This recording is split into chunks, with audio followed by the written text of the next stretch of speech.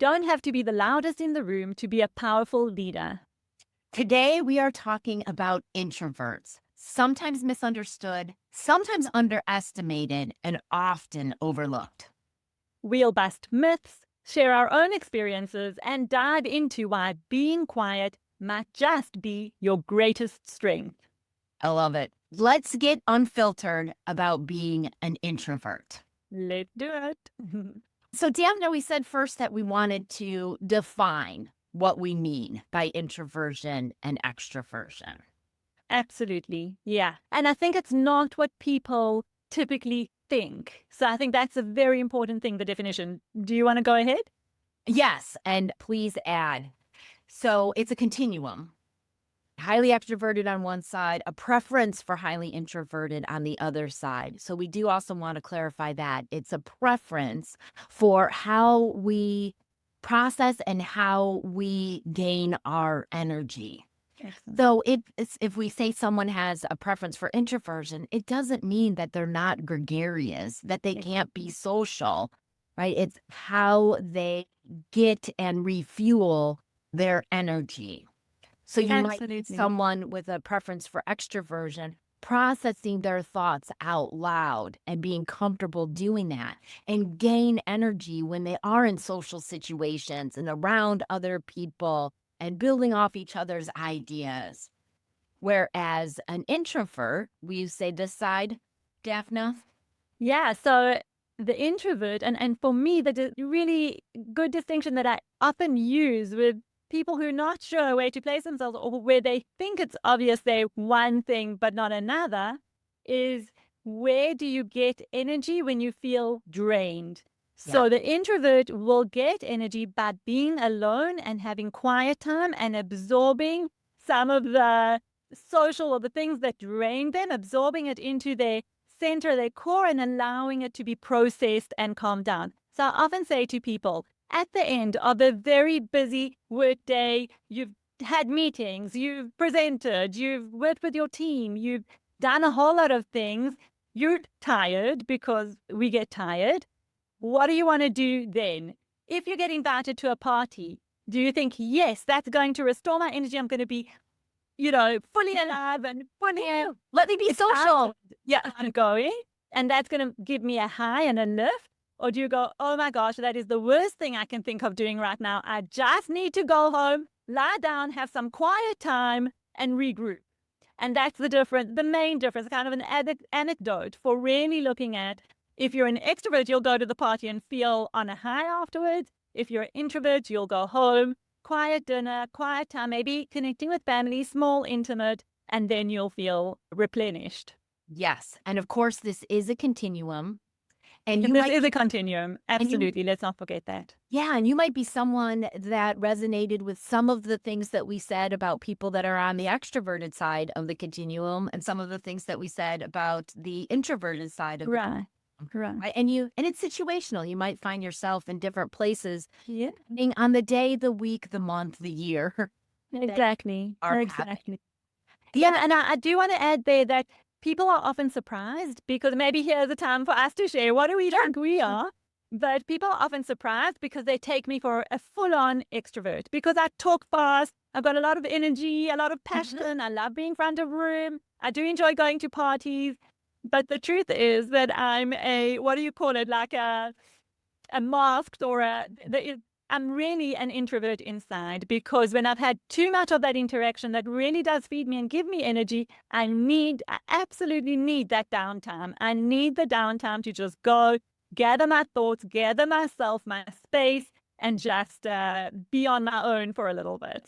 So I would say I'm tending to the introvert side. And let's also define the ambivert, which can be both. So I do know that I have ambivert qualities, let's just say, because I can do both, but tending to introvert. How about you? I am extremely extroverted. And of course, there are times when I have introverted behaviors and preferences, right? Depending on how the day, the week went. But yes, highly extroverted. So this leaves us as two people who I think are perfect to have this unfiltered conversation about what happens when we're all mixed together in a Exactly. workplace and Yes. expected to have synchronous and asynchronous collaboration, and how does that all unfold? One more With thing, different Daphna. types of people. Yeah, with different types of people and reminding of the continuum on different levels of the continuum at different times and different situations. I think that's really just good for awareness. Exactly, exactly. Also, we're going to use some shorthand in this conversation. We're going to say extroverts and introverts when we mean people with a preference for extroversion or folks with a preference for introversion. We're not going to say that whole phrase every time. So we're going to shorthand, and many people do in mainstream conversations, talk about introverts and extroverts. But please, we want everyone to know that it is actually a continuum that we all live on day to day. And I'd like to just pause there for a moment and just say, why is this conversation important? Okay. Why is it important to talk about it? Okay, so there's different preferences, different personality styles and approaches. Why is it important for us in the workplace? Yes. As I think, and I can get on my soapbox about this, Daphna. Yeah. I mean, I think so many meetings and interactions are set up for the extroverts.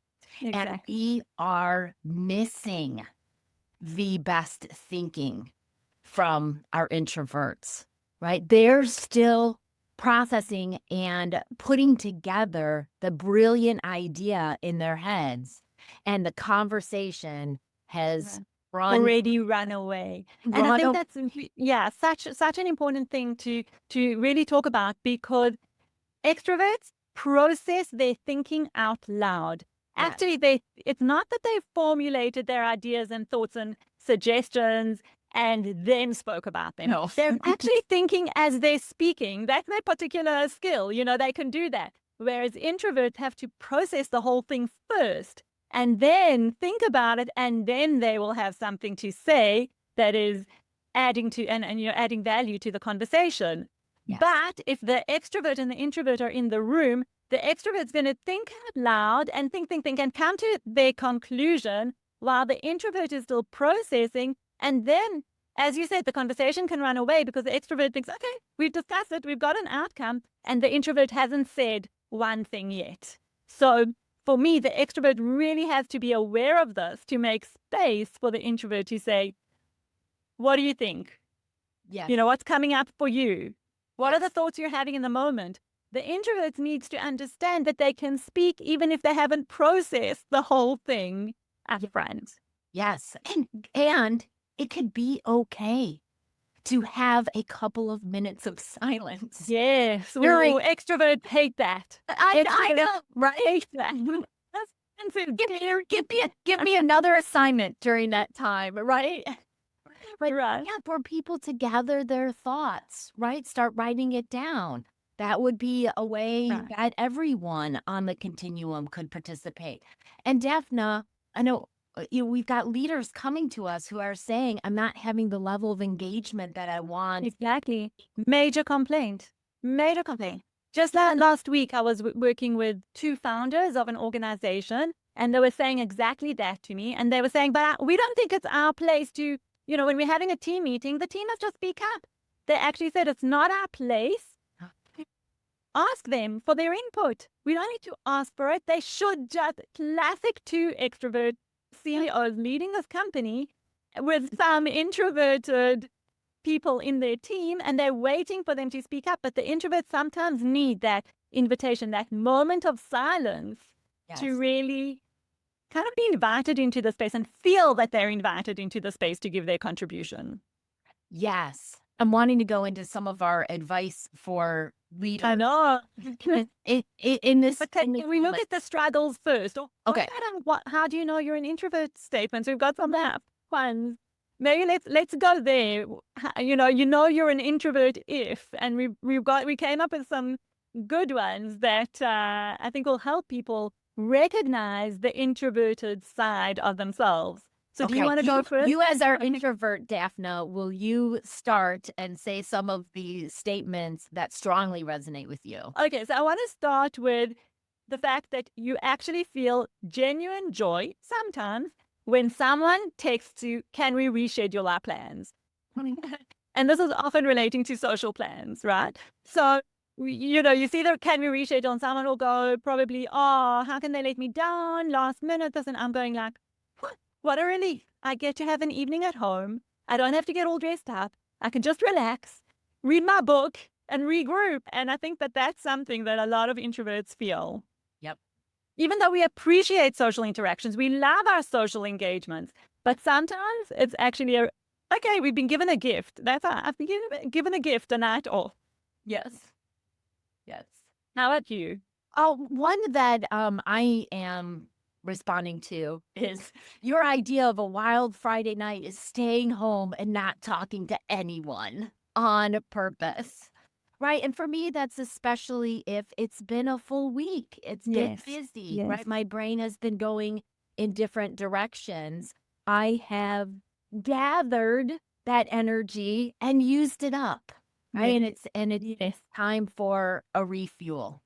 I love what you're saying there, because I think it relates to our continuum idea, where maybe everybody has a certain bucket of energy that once it's used up, you need to go to that introverted end of the scale to regroup. Just find yourself quiet moment and regroup. And it's true that that level of energy is just at different levels for different people. And as we said, in different situations. So yes, when it's used up, we need to regroup. Yeah. And given what is going on in our world right now, our climate, our politics, our wars, it's calling for a lot of resilience and energy. There's a lot to process and think and feel these days. It's just dawning on me that that might be pushing us all towards the introverted side of the scale in terms of needing that time to regroup, refuel, reflect.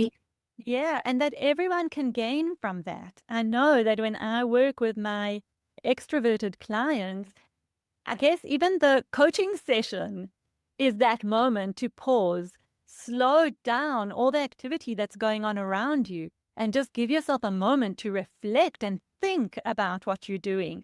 And that is something that is beneficial to everyone, and especially what you're highlighting in our slightly chaotic world as it stands at the moment. Yeah, it's making me think of time for three things just popped into my head. The reflection, like you were saying, the refueling. What do we all do to refuel, right? Is it take a pottery class? Is it a walk in nature? Is it a call with a friend, right? Like a light form of interaction. Like what refueled you?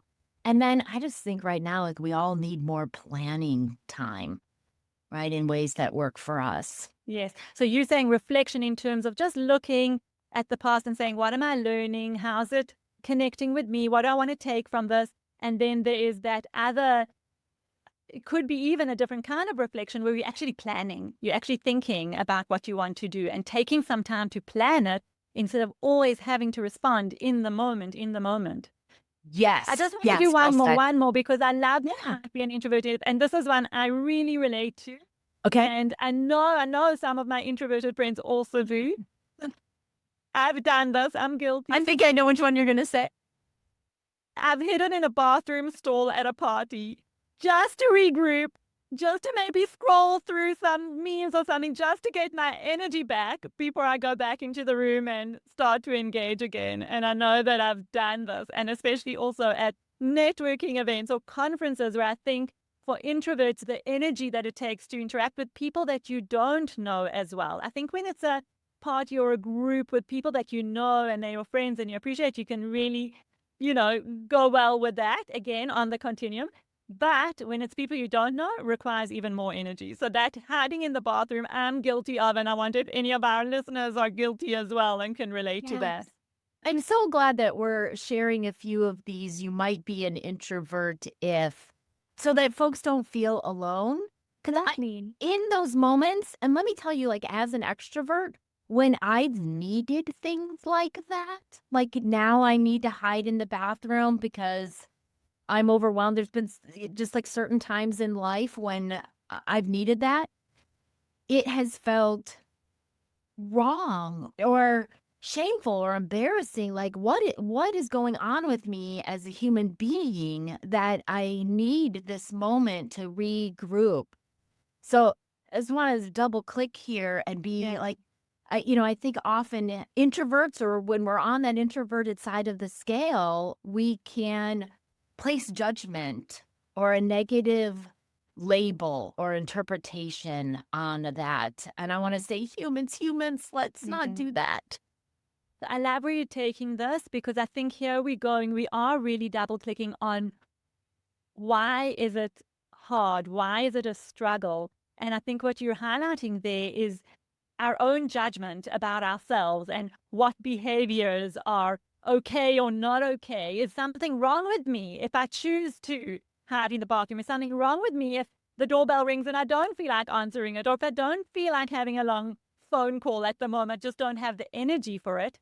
And the second thing around that is sometimes the judgment and the conversation around introversion, extroversion makes introverts feel like introversion is a flaw rather than a superpower, which it really, really is and can be. But the kind of languaging and the world around us speaks about being an introvert like it's something that needs to be fixed. Yeah. So introverts get this message from both sides, like themselves, like what's wrong with me, and also the outside world of, well, if you're an introvert, well, just put in more effort or give it more energy or just make the effort and go out there or go to the meeting or present. Share your ideas, have Share your ideas. Exactly. I think that's a really important point about the struggle. Yes, Daphna, I've had so many coachees that I've worked with that are introverts that, they come and they're like, how do I get myself to say the thing during the meeting? Exactly. Right? How do I? They feel like they have to change to fit the situation. It's true. And I think, and we are going to get to the practical advice and tips, right? So we will touch on that. But I also think that the next level of what the consequence of that is that they often feel like they're overlooked, and they possibly are. Because they are not showing up enough. I think one thing that I also talk about is doing your own PR work within your business, within your organization, because if you're not going to be talking about what you're doing and your successes, and not in an arrogant way, look at me, but more in a actually informing people and letting people know of your involvement and your contribution, people are not going to know. And that can lead to being overlooked, being underestimated, undervalued. And that does have serious consequences for promotions and advancement. Yeah. Really fear that the concerns of the introverts are very real, right? Like, not only if I don't speak up in these meetings, not only am I not going to get visibility and get thought of for this opportunity or this next promotion, like I'm going to get forgotten, right? I'm not seen, I'm not heard, I'm not noticed. And I'm going to add to that, and you are. You are going to be forgotten. That's what I want to say. And maybe that's the hard part. Maybe that's the tough conversation here that we are having at the moment, is that organizational culture is often, I won't say 100% of the cases, I think there are mechanisms you can put in at work, and maybe that's leaders' responsibility, and they need to look at how they do that to really notice your more quiet employees, to make sure that you look at value add rather than at loudest voices. But at the same time, I think it's for introverts to take responsibility for how they're seen and make sure that they understand that if they don't do things, and again, I'm going to say you can do it in a way that works for you. It doesn't have to be loud and proud and uncomfortable. You are going to be overlooked. You are going to be forgotten if you do not speak up. And the answer you need to do. Yeah. And we're not saying that's right. No, we're not. Right? Like, we want the opposite of that. But that is often what is so. Yeah.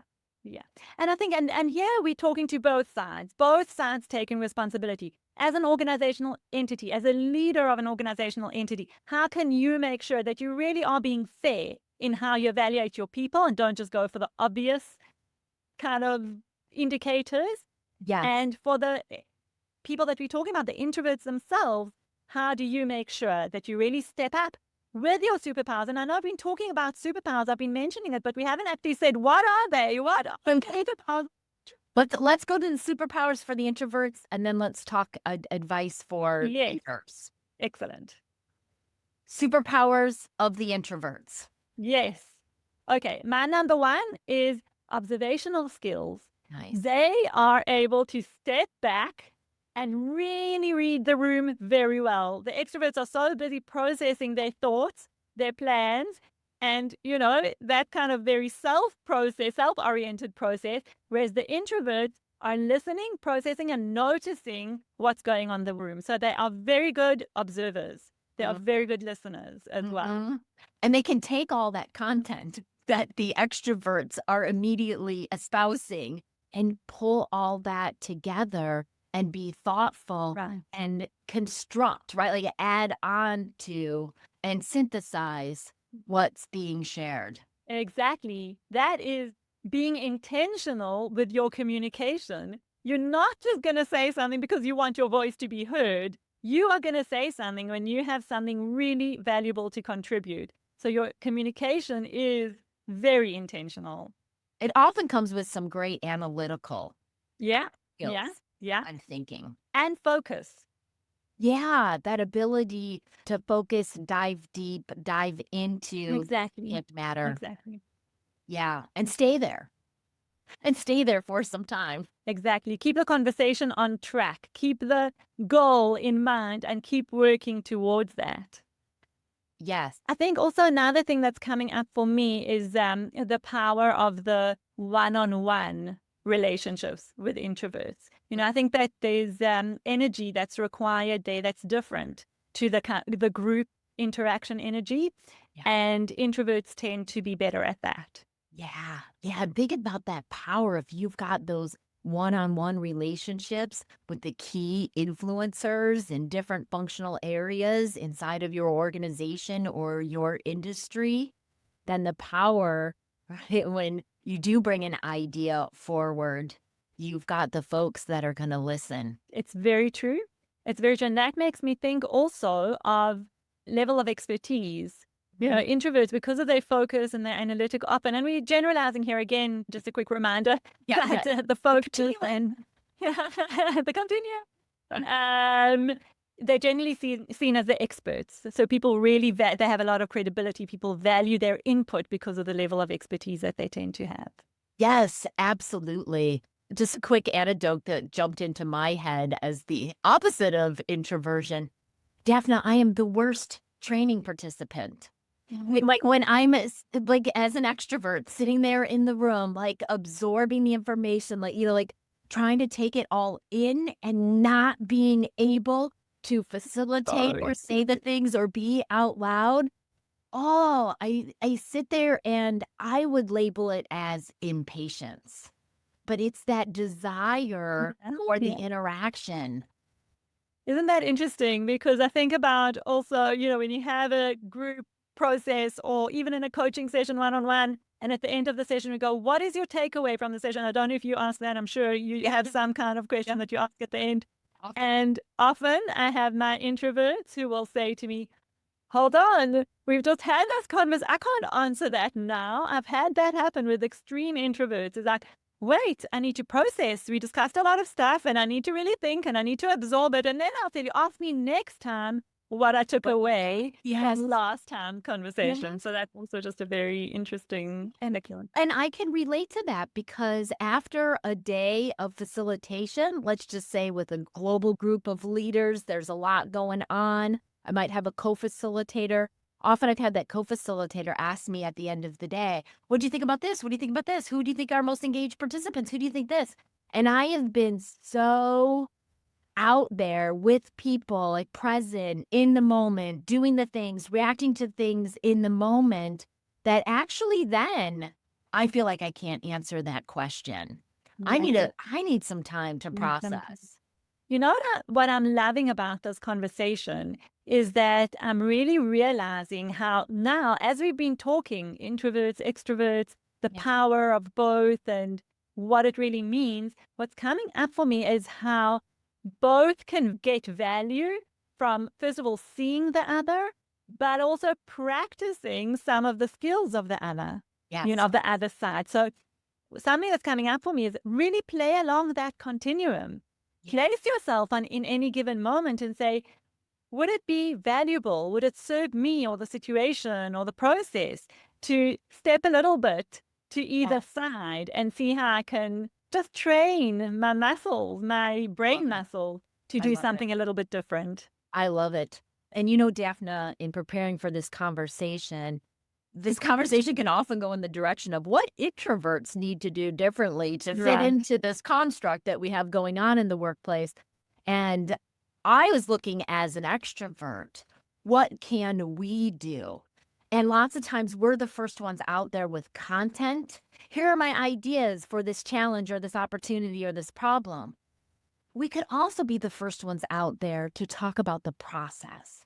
How is our conversation going? Who's quiet in this moment? Who do we need to hear from? How could we make some constructs so that we have a shared document that gets added to before, during, and after the meeting, right? And be the first ones out there with information about process and how we manage our energy, right? If I start to talk about my energy and what refuels me and how I manage it, right? That can open up a conversation for the full team to talk about what works for them Right. and to co-create norms and ways of operating that actually work for everybody. I love that. I love what you're saying. And I want to even make it more practical and to say, you spoke about process, Yeah. speaking to the process and not just the content. And I think, firstly, things like agendas for a meeting. I know a lot of people can go without agendas for a meeting and they go, what do we need an agenda for? I know exactly what I'm going to talk about and I'll lead the conversation. It will be fine. But if you've got introverts in the room, that agenda will help them get their mindset or the frame around it so that they can start thinking ahead of time, oh, what are my thoughts about it? And then actually come ready to contribute. Things like inviting people, everyone in the room, doing a round. If you're brainstorming ideas, do a round so that everybody, and around means asking everybody around the table to contribute their thoughts and inviting them into the space. Yes. I'm sure there's more, Yeah.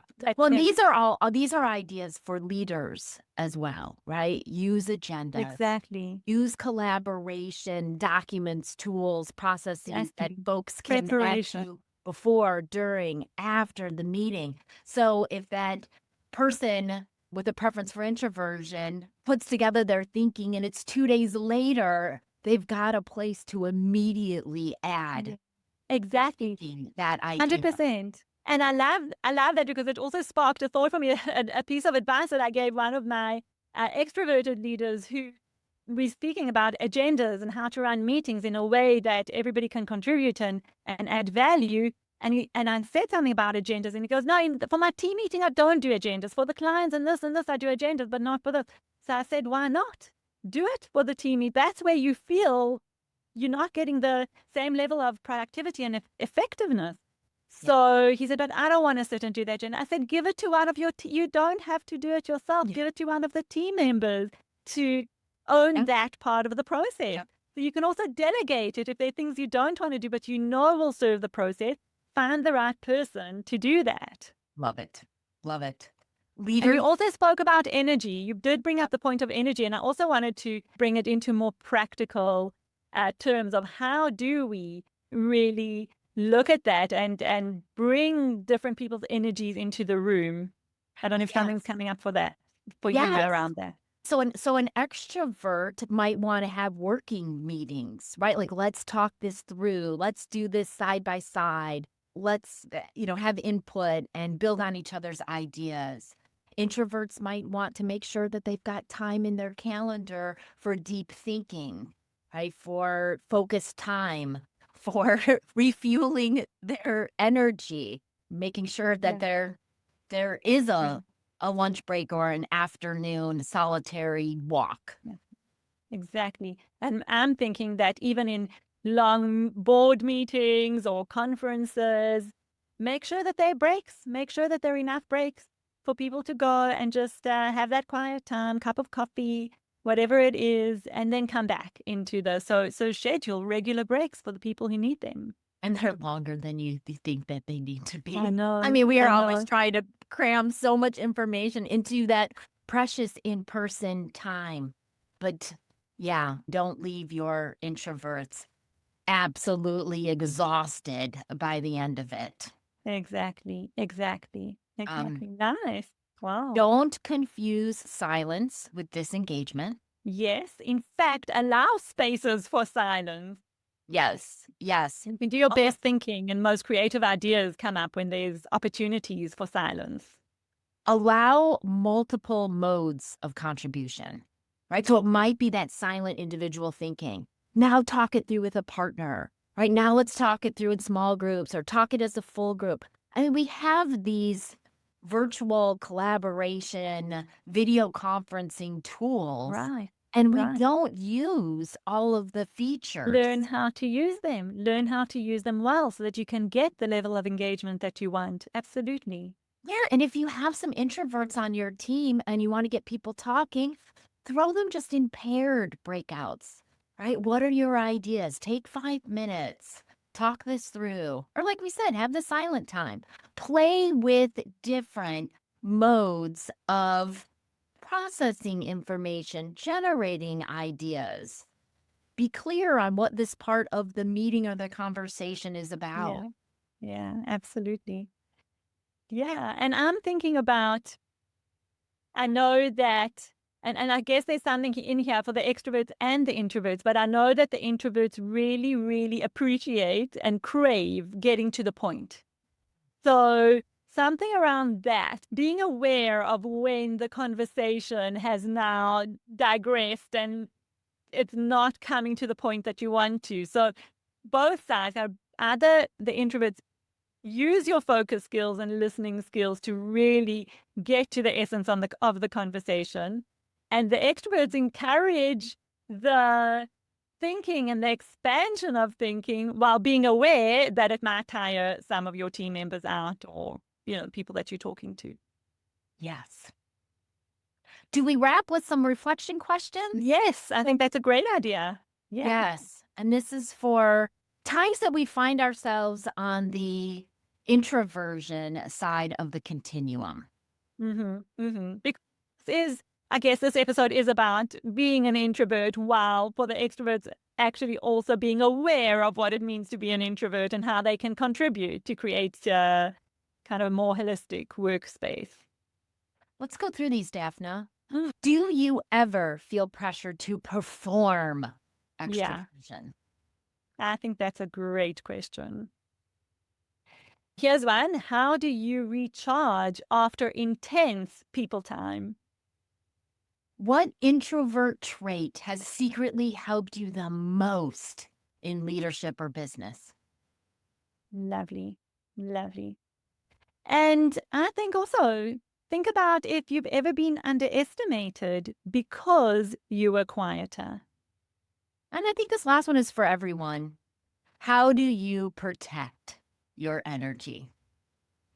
Yes, I think that is actually for everyone. Extroverts and introverts. Protecting energy your energy is a really important resource, and you want to be able to protect it. Really important. This is work that everyone needs to do.